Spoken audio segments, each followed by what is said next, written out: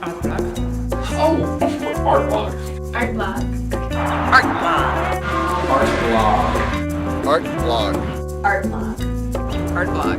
Artblog. Artblog. Artblog. Artblog. Artblog. Artblog. Artblog. Artblog. Art. You're going to look at it and say, is that art? Is that not art? And you'll have to figure it out and maybe you can ask someone.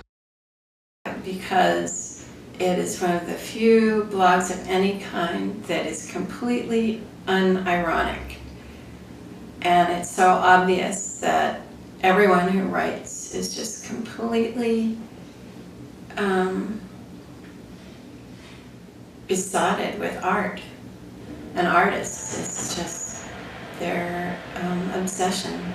One of the most reliable places to go for information. It was updated regularly and you could tell it was still vital. I think it's one of the most comprehensive art websites. Really makes it possible for me to get all my information in one place. And also it gives me a venue to kind of mouth off sometimes. I've written in like when I don't like stuff, when I don't like things. What Artblog does is the universe of the arts in Philadelphia. Not just visual arts, but includes the way that visual arts has expanded into other disciplines as well.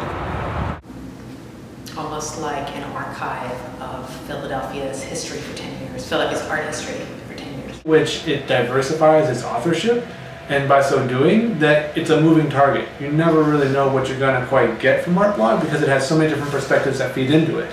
And it's because of that, I think, that it really does and can become even more so perhaps a voice of what's happening in the city culturally at this moment. Exciting to know that they're hitting all of these places that don't necessarily end up on everyone's radar, but they call attention to it.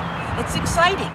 No, I think they're really doing a great job. I mean, and they have a podcast, and you know, they're branching out into so much. I can't keep up with them, that's for sure.